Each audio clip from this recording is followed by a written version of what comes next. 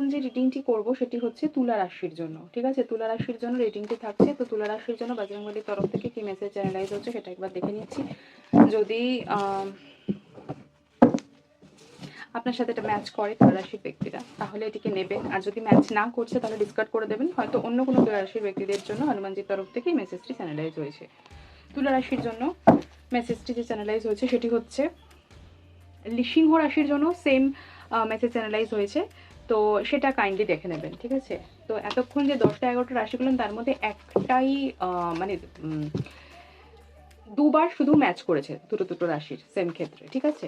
তো তুলা রাশির লোকরা একদম মানে ব্যক্তিরা হ্যাঁ মন খারাপ করবেন না যে আমি কিছু বললাম না বলে, ঠিক আছে? সিংহ রাশিরটা প্লিজ দেখে নিন, আপনারা কিন্তু পুরোটাই জেনে যাবেন, ঠিক আছে? আপনাদের এনার্জি লেভেলটা এপ্রিল মাসের জন্য কিন্তু সিংহ রাশির সাথে ম্যাচ করছে। আচ্ছা চলুন, তো এবার দেখে নিচ্ছি হচ্ছে কন্যা রাশির জন্য। কন্যা রাশির জন্য হনুমানজির তরফ থেকে কি মেসেজ চ্যানেলাইজ হচ্ছে সেটা একবার দেখে নিই। কন্যা রাশির জন্য কি মেসেজ চ্যানেলাইজ হচ্ছে? যারা কন্যা রাশির যদি কেউ দেখছেন, তাহলে যদি আমার বলা কথাটি আপনার সাথে আপনার এনার্জির সাথে ম্যাচ করছে তাহলে সেটিকে রিসিভ করবেন, রেমেডি ফলো করবেন। আর যদি ম্যাচ না করছেন তাহলে মনে রাখবেন যে এই মেসেজটি অন্য কারোর জন্য, অন্য কোনো কন্যা রাশির জন্য। তো বজরংবলীর তরফ থেকে কন্যা রাশির জন্য এপ্রিল মাসের কি মেসেজ ডাউনলোড হয়েছে একবার দেখে নিই।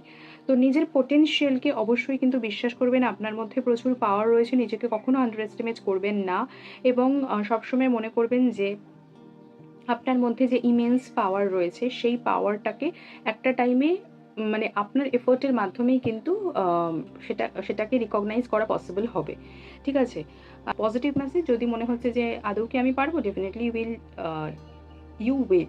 ওকে, সো যেটা আপনি করতে পারেন, তো হনুমানজির সাথে রামজি যে কানেক্টেড, রামায়ণের যেই জায়গাটাতে রাম এবং হনুমানের যে শুরু হয়েছে, তাদের সংলাপ বা তাদের যে বিবরণ শুরু হয়েছে সেই জায়গাটা আপনি পাঠ করবেন। মানে সেখান থেকে শেষটুকু পুরোটাতে যেখানে রাম আর হনুমান রয়েছেন সেই সম্পূর্ণটাই আপনি পাঠ করবেন। দেখবেন আপনার মধ্যে অনেক ক্ল্যারিটি আসছে এবং আপনি কিন্তু অনেক বেশি এমপাওয়ার হচ্ছেন ডে বাই ডে।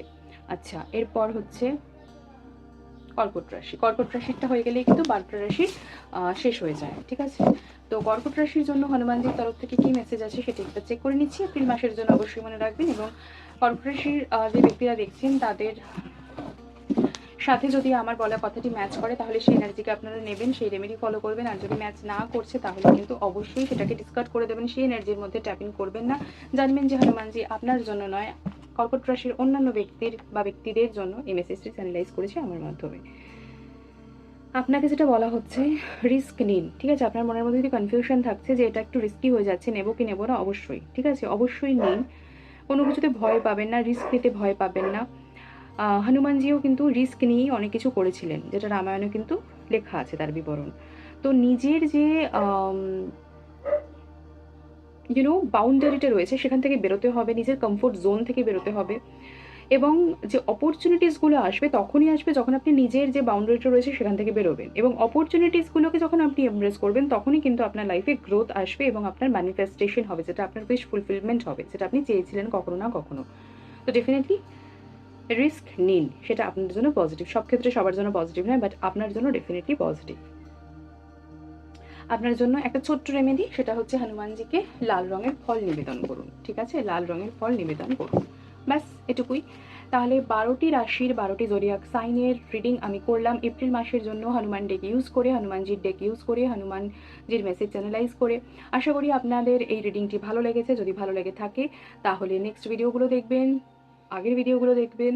আর যদি পার্সোনাল কনসালটেশন বুকিং করতে চান তাহলে অবশ্যই এই নাম্বারটা দিয়ে যোগাযোগ করবেন, হোয়াটসঅ্যাপ করবেন এবং আপনার ব্যক্তিগত সমস্যার সমাধানের কিছুটা চেষ্টা করতে পারি ডিভাইন ব্লেসিংসের মাধ্যমে।